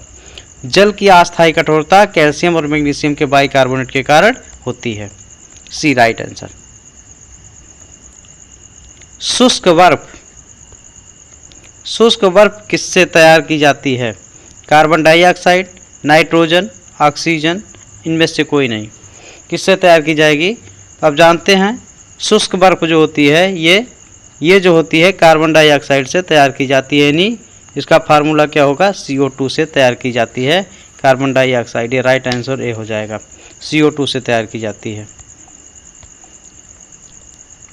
अगला क्वेश्चन है, निम्नलिखित में से किसे भारी जल यानी D2O ड्यूटेरियम ऑक्साइड कहा जाता है? बर्फ, ड्यूटेरियम ऑक्साइड, अशुद्ध जल, इनमें से कोई नहीं। कौन सा हो जाएगा? अगर कहीं आपको ऑप्शन में मिलता है D2O मिलता है यानी भारी जल, ये आपका हो जाएगा ड्यूटेरियम ऑक्साइड, ये हो जाएगा भारी जल, इसे कहा जाता है। आपका बी राइट आंसर होगा। अगला प्रश्न है, रेडियो कार्बन डेटिंग की उम्र डैश डैश डैश ज्ञात करने के लिए प्रयोग किया जाता है। ग्रहों, जीवाश्मों, शिशुओं, चट्टानों, किसके लिए यूज किया जाता है? इसमें अगर जीवाश्म आपको मिलेगा तो ये राइट आंसर हो जाएगा। किसके लिए? जीवाश्म के लिए। तो रेडियो कार्बन डेटिंग इसको याद रखिएगा, और जीवाश्म को उम्र ज्ञात करने के लिए किया जाता है। लोहे पर जंग लगने से उसका भार बढ़ता है, घटता है, अपरिवर्तित रहता है, पहले बढ़ेगा फिर घटेगा। क्या होता है? अगर जंग लगेगा तो उसका भार क्या हो जाएगा? बढ़ जाएगा। लोहे में जंग लगेगा तो उसका भार बढ़ जाएगा। ये राइट आंसर होगा। रात में पेड़ के नीचे क्यों नहीं सोना चाहिए? ये तार्किक क्वेश्चन है, समझिएगा। लोग पूछते भी हैं। क्योंकि कार्बन डाइऑक्साइड छोड़ते हैं, कार्बन डाइऑक्साइड लेते हैं, पौधे लेते हैं, ऑक्सीजन छोड़ते हैं, क्लोरीन छोड़ा करते हैं। तो इसमें क्या होगा आपका राइट आंसर? क्योंकि कार्बन डाइऑक्साइड छोड़ते हैं, पौधे रात में कार्बन डाइऑक्साइड छोड़ते हैं, इसीलिए रात में पौधों के नीचे नहीं सोना चाहिए। राइट आंसर होगा। अगला प्रश्न है,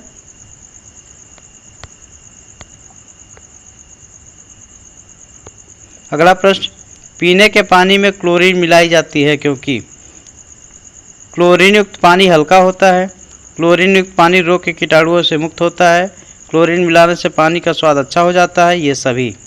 इसका क्या होगा? राइट आंसर बी हो जाएगा। क्लोरीन युक्त पानी रोग के कीटाणुओं से मुक्त होता है, इसलिए क्लोरोनिक कलर किया जाता है, क्लोरीन कलर युक्त किया जाता है जल का।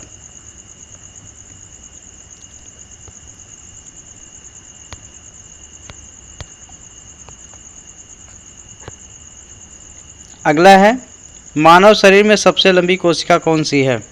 दो तीन चीज़ें पूछी जाती हैं, क्या क्या है? तंत्रिका कोशिका, मांसपेशी कोशिका। तो स्टूडेंट, अब मैं आप लोग के लिए, अभी तक तो फिजिक्स के क्वेश्चन चल रहे थे और रसायन विज्ञान के, अब बायोलॉजी के कुछ प्रश्नों को लेकर आया हूँ। ये कुछ प्रश्न हम लोग सॉल्व करते हैं। क्वेश्चन, मानव शरीर में सबसे लंबी कोशिका है कौन सी? तंत्रिका कोशिका, मांसपेशी कोशिका, यकृति कोशिका, वृक्क कोशिका। कौन सी है? कौन सी कोशिका है? इसमें तंत्रिका कोशिका। मानव शरीर में सबसे लंबी कोशिका होगी, ये होगी तंत्रिका कोशिका। राइट आंसर, ये कोशिका है तंत्रिका कोशिका। राइट, इसको लगाइएगा।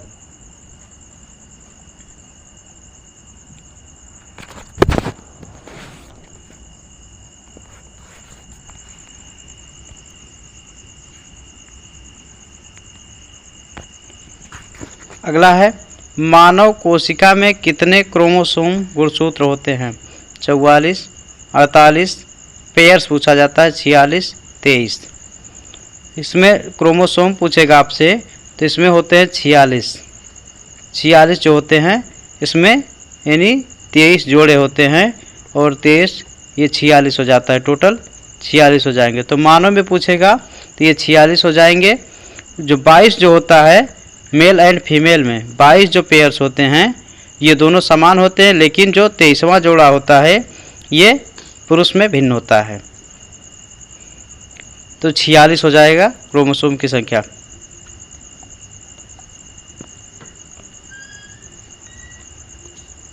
अगला क्वेश्चन,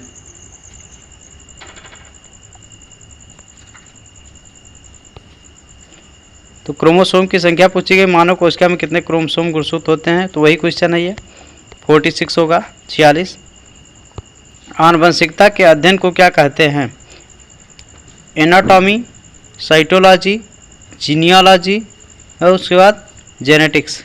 क्या कहते हैं इसके अध्ययन को? तो इसके अध्ययन को क्या कहते हैं? आनुवंशिकता के अध्ययन को जेनेटिक्स कहते हैं। ये राइट आंसर डी हो जाएगा, जेनेटिक्स।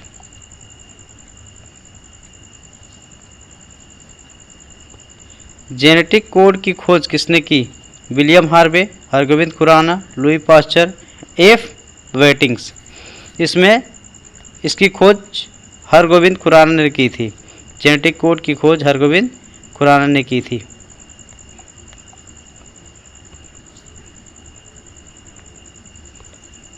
डीएनए किससे संबंधित है? बताना है। आरएनए से, डब्ल्यूबी से, आरबीसी से, इनमें से कोई नहीं।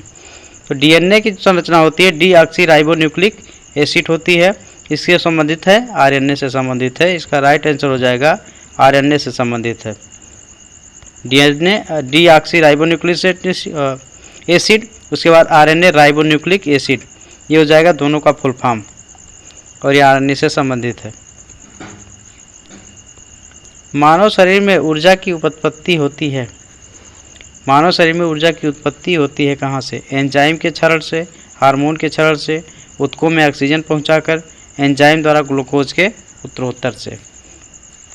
इसमें हो जाएगा ऊतकों में ऑक्सीजन पहुंचाकर। ऊर्जा की जो उत्पत्ति होती है वो मानव शरीर ऊतकों में ऑक्सीजन पहुंचाकर के होती है। Right answer. मानव शरीर में सबसे लंबा ऑर्गन है? मस्तिष्क, यकृत, लीवर, गुर्दा, किडनी, हृदय। कौन सा है? इसमें हो जाएगा यकृत या लीवर दिया होगा तो ये होगा राइट आंसर, दूसरा इसका राइट आंसर होगा। अगला क्वेश्चन है, मानव शरीर में वसा का संश्लेषण किसमें होता है? राइबोसोम में, किडनी में, माइटोकॉन्ड्रिया में, लाइसोसोम में। किसमें होता है? इसमें तो माइटोकॉन्ड्रिया में होता है। मानव शरीर में वसा का संश्लेषण माइटोकॉन्ड्रिया में होता है। राइट आंसर हो जाएगा माइटोकॉन्ड्रिया। अगला क्वेश्चन, यकृत लीवर का कार्य है भोजन का पाचन बढ़ाना, श्वसन बढ़ाना, ग्लूकोज को ग्लूकोज के रूप में संचित करना, इनमें से कोई नहीं। तो इसका हो जाएगा सी राइट आंसर हो जाएगा, ग्लूकोज को ग्लूकोजन के रूप में संचित करना हो जाएगा। यकृत लीवर का यही वर्क होता है। डी राइट आंसर होगा। ये बायोलॉजी के प्रश्न हैं। आपको अच्छा लगा वीडियो तो लाइक कीजिएगा और अपने दोस्तों को शेयर कीजिएगा, चैनल को सब्सक्राइब कर लीजिएगा। मांसपेशियों में किसी द्रव को एकत्रित होने से थकावट आती है? लैक्टिक अम्ल के, ऑक्जेलिक अम्ल के, यूरिक अम्ल के या पायरुविक अम्ल से। कौन सा ऐसा एसिड होता है जिसके इकट्ठा होने से थकावट होने लगती है? कौन सा होगा? तो ये लैक्टिक अम्ल होता है। लैक्टिक अम्ल बॉडी में इकट्ठा हो जाएगा तो उससे क्या होता है? बॉडी में थकावट आती है। मानव शरीर की सबसे बड़ी ग्रंथि कौन सी है? लीवर, अग्नाशय, स्ट्रेपी, अमाशय। ये पूछा आपसे, अगर कहीं पे लीवर का नाम आएगा तो यही होगा फर्स्ट। मानव शरीर की सबसे बड़ी ग्रंथि का नाम आएगा तो लीवर होगा। Right answer liver. 152वां क्वेश्चन है, मानव शरीर में जल की मात्रा होती है 10%, 20%, 5%, 80%। इसका राइट आंसर हो जाएगा मानव शरीर में, तो इसमें लगभग 80% होती है। जो जल की मात्रा होती है 80% होती है। और ब्लड जो होता है 5 से 6 लीटर होता है। एक स्वस्थ व्यक्ति के शरीर में 5 से 6 लीटर ब्लड होता है। अगला क्वेश्चन, इंसुलिन स्रावित होता है, ये क्वेश्चन पूछा जाता है। स्रावित यकृत से किस अंग से या किस पार्ट से स्रावित होता है? इसको बताना होता है। अग्नाशय से, प्लीहा से, थायराइड ग्रंथि से। तो इसमें होगा दिया गया आपका अग्नाशय से। अग्नाशय से इंसुलिन स्रावित होता है। एक क्वेश्चन इंपॉर्टेंट है, वेरी इंपॉर्टेंट क्वेश्चन है, इसको आप लोग लिख लीजिएगा। इसको लिख लीजिएगा, इंसुलिन स्रावित होता है तो ये अग्नाशय से। मानव शरीर के किस भाग में पित्त का निर्माण होता है? यकृत, तिल्ली, पित्ताशय की थैली, पैनक्रियाज। किससे होता है ये? इसमें का यकृत है। जो शरीर के किस भाग से पित्त का निर्माण होता है? तो यकृत से होता है पित्त का निर्माण। ये राइट आंसर यकृत हो जाएगा, इससे पित्त का निर्माण होता है।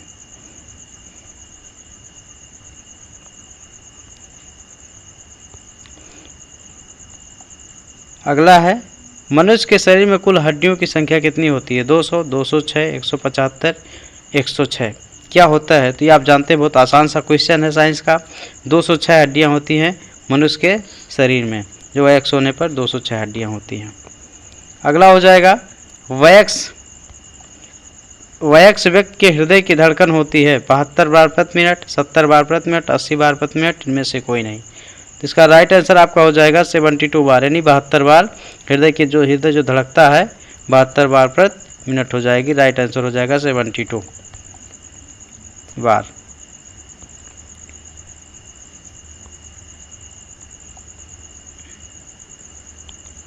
एक वयस्क मनुष्य में रक्त की औसत मात्रा होती है 3 से 4 लीटर, 4 से 5 लीटर, 5 से 6 लीटर, 6 से 7 लीटर।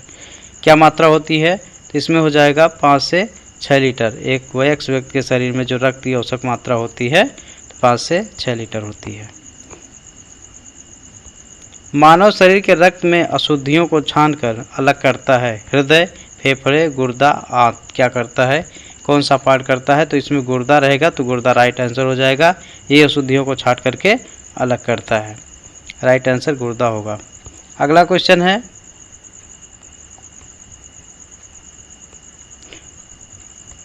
शरीर में रक्त शुद्ध होता है कहाँ पे? हृदय में, वृक्क में, फेफड़े में, इनमें से कोई नहीं। इसमें होता है तो ये हो जाएगा, अगर वृक्क होगा तो वृक्क में होता है। इसमें रक्त शुद्ध होता है वृक्क में, बी राइट आंसर हो जाएगा। अगला होगा, शरीर में रक्त शुद्ध होता है तो ये वृक्क में शुद्ध होता है, राइट आंसर होगा। अगला क्वेश्चन है, स्तनधारियों में लाल रुधिर कणिकाओं का निर्माण कहाँ होता है? वृक्क में, अस्थिमज्जा में, यकृत में, तिल्ली में। कहाँ पे होता है?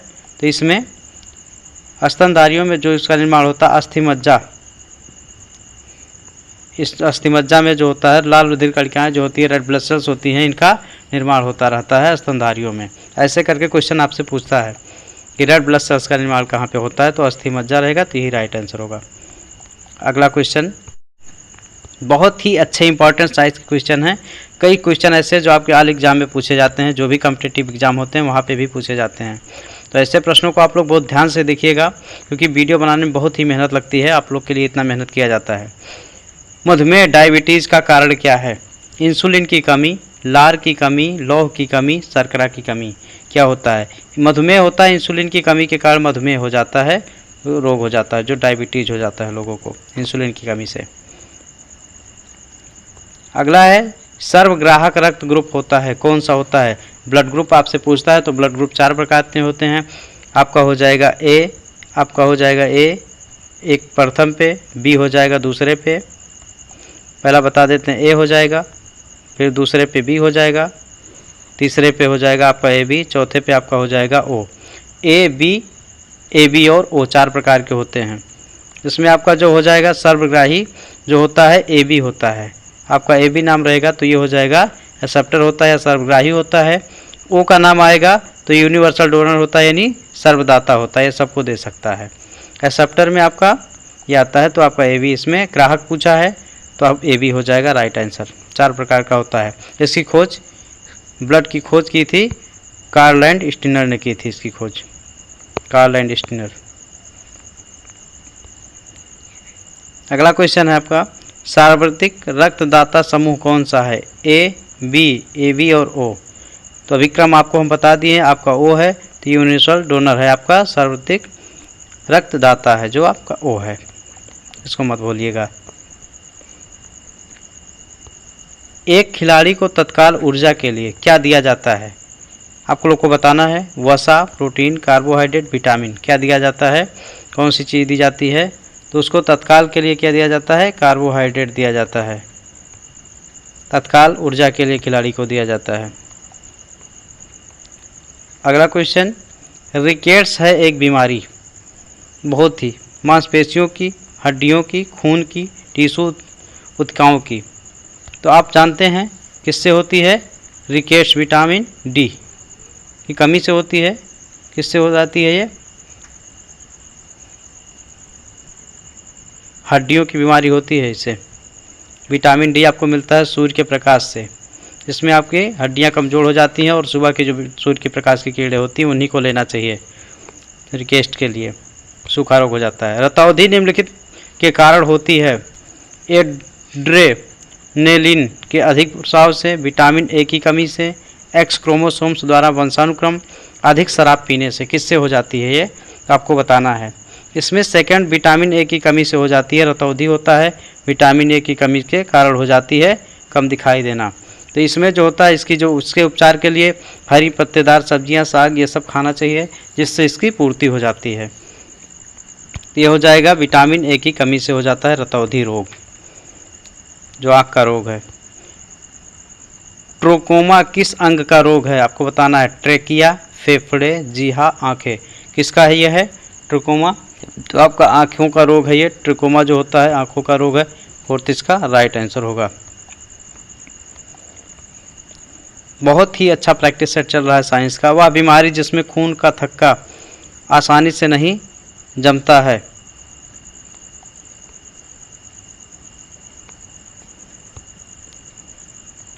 वह बीमारी जिसमें खून का थक्का आसानी से नहीं जमता है उसे क्या कहते हैं? Sickle cell anaemia, haemophilia, malaria, cancer. इसमें जानते हैं क्या होता है? हीमोफीलिया होता है जिसमें थक्का नहीं बनता। और थक्का नहीं बनेगा तो क्या हो जाएगा? व्यक्ति डेड हो सकता है, उसकी मृत्यु हो जाएगी, क्योंकि जो ब्लड होगा अगर कहीं चोट लगती है, कट जाता है तो बहना बंद नहीं होता है। जिसमें खून का थक्का आसानी से नहीं जमता उसको हीमोफीलिया कहते हैं। अगला है, हैजा के टीका की खोज किसने की थी? Joseph Lister, Louis Pasteur, Edward Jenner, Robert Koch. तो इसमें आपका आ जाएगा रॉबर्ट कोच ने इसकी खोज की थी, जो हैजे का टीका है।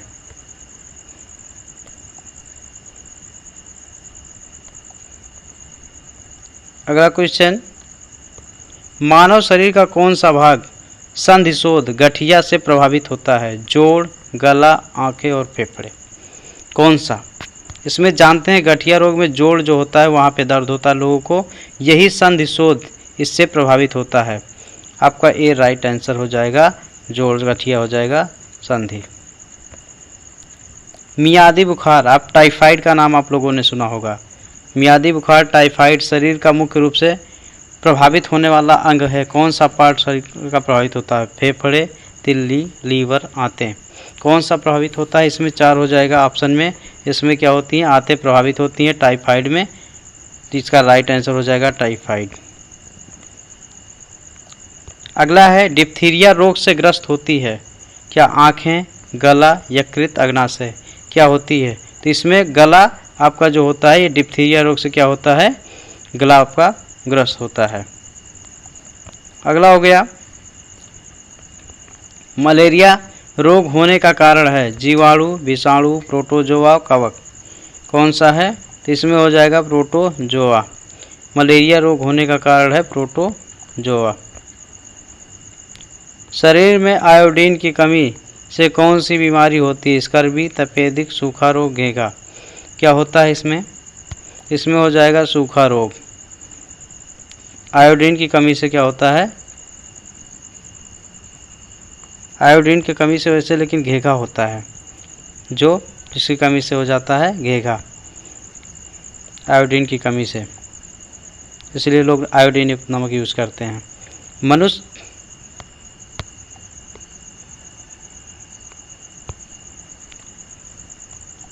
मनुष्य लोहा किससे प्राप्त करता है? पनीर, पालक, मछली, दूध। किससे?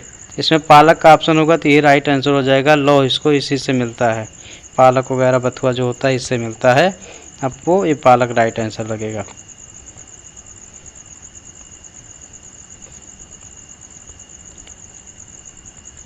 मादक वाले पेयों के अधिक सेवन से हानि होती है कलेजे को, मूत्रपिंड को, हृदय को, फेफड़े को। किससे? इसमें हृदय को ज़्यादा हानि होती है। जो मादक पेय पदार्थ वालों का अधिक सेवन करते हैं इससे उनको ज़्यादा हानि होती है। पेसमेकर का संबंध है किडनी, दिमाग, पाँव, हृदय। इसमें आपका हार्ट से इसका संबंधित होता है, पेसमेकर से। ये क्वेश्चन पूछा जाता है, कई बार पूछा गया क्वेश्चन है, रिपीटेड क्वेश्चन है, इम्पॉर्टेंट भी है। किस रोग के प्रतिरोध के लिए बीसीजी का टीका दिया जाता है, बच्चों को लगाया जाता है? पोलियो, राजछमा, टीबी, हेपेटाइटिस ए, खसरा। किसके लिए? तो इसमें हो जाएगा राजछमा, टीबी के लिए लगाया जाता है, जो ये लगता है टीबी के लिए। अगला हो गया, रक्त का थक्का जमने में कौन सा विटामिन सहायता करता है? अब vitamin A, vitamin B, vitamin E, vitamin K, vitamin D. तो आप जानते हैं विटामिन ए से क्या होता है? रतौंधी। विटामिन के ये जो होता है रक्त का थक्का जमने में मदद करता है। विटामिन के इसका राइट आंसर हो जाएगा, थक्का जमने में जो करता है। तो ये आपके टोटल। तो दोस्तों आप लोग का जो साइंस का प्रैक्टिस है चल रहा है, उस समय चल रहा है बायोलॉजी के क्वेश्चन चल रहे हैं आपके। निम्नलिखित में से कौन सा विटामिन घाव को भरने में सहायक होता है? तो आप सभी लोग को अगर वीडियो अच्छा लगेगा इसको लाइक कीजिएगा और दोस्तों को शेयर कीजिएगा, चैनल सब्सक्राइब जरूर कीजिएगा, जिससे आपके कुछ क्वेश्चन ऐसे रहते हैं जो कंपटीशन एग्ज़ाम में लगातार पूछे जाते हैं और दोहराए भी जाते हैं।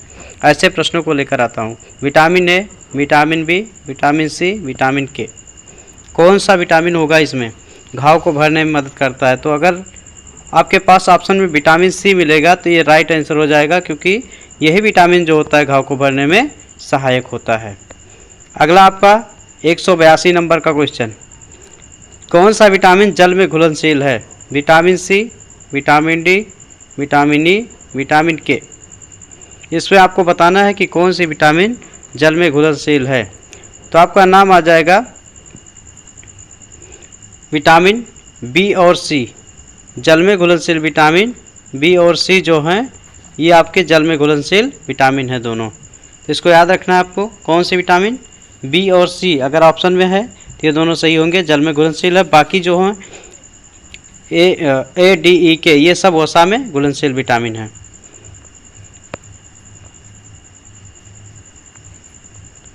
अगला है, निम्नलिखित में से कौन से खाद्य पदार्थ में भरपूर विटामिन सी होता है? मक्खन, दूध, कार्ड, यकृत तेल, आंवला। किस में होता है? आंवला का ऑप्शन राइट आंसर हो जाएगा, क्योंकि आंवले में विटामिन सी पर्याप्त मात्रा में पाया जाता है, जो बालों के लिए भी फायदेमंद होता है, खट्टे पदार्थों में पाया जाता है। सूर्य की रोशनी से हमें प्राप्त करते हैं, क्या प्राप्त करते हैं हम? Vitamin A, vitamin B, vitamin C, vitamin D. तो बताना है क्या प्राप्त करते हैं, तो विटामिन डी राइट आंसर हो जाएगा। सूर्य की रोशनी से हम क्या प्राप्त करते हैं? Vitamin D, right answer. निम्नलिखित में से विटामिन के सेवन से स्कर्वी रोग को दूर रखा जा सकता है? बी, सी, डी, ए। किसके सेवन से स्कर्वी रोग को दूर रखा जा सकता है? इसमें सी आपका राइट आंसर हो जाएगा। विटामिन स्कर्वी रोग विटामिन सी से, सी जो होता है इसके सेवन से स्कर्वी रोग से क्या होता है? दूर रखा जा सकता है। अगला होगा, कौन सा विटामिन दूध में नहीं पाया जाता है? Vitamin A, vitamin C, vitamin D, vitamin B. कौन सा विटामिन दूध में नहीं पाया जाता? अगर विटामिन सी का नाम आएगा तो यही आपका राइट आंसर हो जाएगा। दूध में नहीं पाया जाता है कौन सा? विटामिन सी राइट आंसर हो जाएगा, यह दूध में नहीं पाया जाता है। अगला आंसर क्वेश्चन, निम्नलिखित में से कौन सा विटामिन यकृत में संचित नहीं किया जा सकता? Vitamin A, vitamin C, vitamin D, vitamin K. तो कौन सा संचित नहीं किया जा सकता है? विटामिन सी, इसमें इसका राइट आंसर हो जाएगा। विटामिन सी को यकृत में संचित नहीं किया जा सकता है। अगला हो जाएगा राइट आंसर। क्वेश्चन है, नींबू और संतरे में कौन सा विटामिन पाया जाता है? Vitamin A, vitamin B, vitamin C, vitamin D. बताइए राइट आंसर, कमेंट करिए। यह आपका हो जाएगा विटामिन सी। नींबू और संतरे में क्या पाया जाता है? विटामिन सी पाया जाता है। तो अभी आपके जो क्वेश्चन चल रहे हैं विटामिन सी से संबंधित क्वेश्चन चल रहे थे। विटामिन ए का एक अच्छा स्रोत है क्या? आलू, गाजर, प्याज, मक्का। बताइए कौन सा है? इसमें अगर गाजर आपको मिलेगा तो इसका राइट आंसर गाजर हो जाएगा। विटामिन ए का एक अच्छा स्रोत क्या है? गाजर है, राइट आंसर ए हो जाएगा। अगला, विटामिन ए की कमी से होता है कौन सा रोग? बताना है। बालों का गिरना, दस्त, रतौंधी, कमजोरी। क्या होता है? कौन सा रोग होता है विटामिन ए की कमी से? तो रतौंधी अगर रहेगा तो ये हो जाएगा विटामिन ए की कमी से क्या होता है? रतौंधी होता है। नाम मत भूलिएगा, आपको इधर उधर नहीं होना है, डिस्टर्ब नहीं होना है। कौन सा विटामिन आँखों के लिए अच्छा है? Vitamin A, vitamin C, vitamin B, vitamin D. कौन सा विटामिन आँखों के लिए अच्छा है यह आपको बताना है। आँखों के लिए विटामिन ए अच्छा होता है, क्योंकि रतौंधी रोग होता है। अगर विटामिन ए रहेगा तो यही अच्छा होगा आँखों के लिए, ए राइट आंसर होगा। अगला, विटामिन सी का रासायनिक नाम क्या है? सिट्रिक अम्ल, एस्कॉर्बिक अम्ल, ऑक्जेलिक अम्ल, नाइट्रिक अम्ल। क्या है इसमें? तो अगर इसका क्या रहेगा विटामिन सी का रासायनिक नाम? बताइए आप लोग। एस्कॉर्बिक अम्ल होता है या एस्कॉर्बिक एसिड होता है, ये विटामिन बी राइट आंसर इसका हो जाएगा। बी राइट आंसर होगा। विटामिन सी का रासायनिक नाम एस्कॉर्बिक अम्ल या एस्कॉर्बिक एसिड। अगला है एड्स रोग फैलता है कैसे? बैक्टीरिया से, वायरस से, मच्छर से, इनमें से कोई नहीं। किससे फैलता है? ये हो जाएगा AIDS acquired immuno deficiency syndrome, इसका फुल फॉर्म होता है एड्स। 1 दिसंबर को एड्स दिवस मनाया जाता है और यह वायरस से फैलता है। एड्स जो होता है वायरस से फैलता है। यह एक खतरनाक बीमारियों में से एक है। एड्स का अर्थ क्या है? अभी आपको हम बता दिया, acquired immune disease syndrome, acquired immunity deficient syndrome, acquired immune deficiency syndrome, acquired infection deficiency syndrome. क्या होता है इसका? राइट आपको बताना है कौन सा फुल फॉर्म इसका सही होगा। तो एक्वायर्ड इम्यूनो डिफिशियंसी सिंड्रोम, तीसरा सी इसका राइट आंसर हो जाएगा। AIDS acquired immuno deficiency syndrome. इसका जो वायरस होता है HIV होता है वायरस। अगला क्वेश्चन है एलिसा परीक्षण किसके लिए होता है? एड्स के लिए, टाइफाइड के लिए, पोलियो के लिए, कैंसर के लिए, किसके लिए? तो आपका एलिसा टेस्ट का नाम आ गया है। तो एलिसा टेस्ट जो करवाया जाता है ये एड्स के लिए करवाया जाता है एलिसा टेस्ट। एलिसा परीक्षण कभी कभी आएगा तो ये भी किसके लिए होगा? एड्स के लिए होगा, इसको मत भूलिएगा आप लोग। 1 दिसंबर को मनाया जाता है एड्स दिवस। सबसे अधिक लोहा पाया जाता है किसमें? केला, हरी सब्जी, दूध, सेब, किसमें पाया जाता है सबसे अधिक लोहा? तो ये हरी सब्जियां जो होती हैं आयरन की मात्रा सबसे अधिक इसमें पाई जाती है। तो ये आपका राइट आंसर हो जाएगा बी। हरी सब्जियों में सबसे अधिक लौह मात्रा पाई जाती है। किसकी उपस्थिति के कारण पत्तियों का रंग हरा होता है? हीमोग्लोबिन, पर्णहरित, क्लोरोफॉर्म, इनमें से कोई नहीं। तो क्या हो जाएगा इसमें? अगर आपका पर्णहरित हो जाएगा तो यही होगा। इसके कारण जो होती है पत्तियों का रंग क्या होता है? ये हरा होता है। Right answer B. नेक्स्ट आपका है अफीम पौधे के किस भाग से बनाया जाता है? जड़, तना, पत्ती, फूल, किससे बनता है ये? किस पार्ट से? तो आपका हो जाएगा फूल से बनता है। अफीम जो होता है पौधे के किस भाग से बनता है? तो ये फूल से बनता है। अगला क्वेश्चन है प्याज परिवर्तित रूप है किसका? तने का, फल का, जड़ का, पत्तियों का, किसका परिवर्तित रूप है ये? तो ये जो प्याज हो जाएगा ये तने का परिवर्तित रूप है, इसको मत भूलिएगा। प्याज तने का परिवर्तित रूप है। और आज के सेशन का लास्ट क्वेश्चन होगा हल्दी पौधे के किस भाग से प्राप्त की जाती है? पूछता है यहाँ से एक क्वेश्चन आप लोगों का टेट सुपर टेट में, यहाँ से भी क्वेश्चन आते हैं इस संबंधित, लगभग इससे संबंधित, मसालों से संबंधित।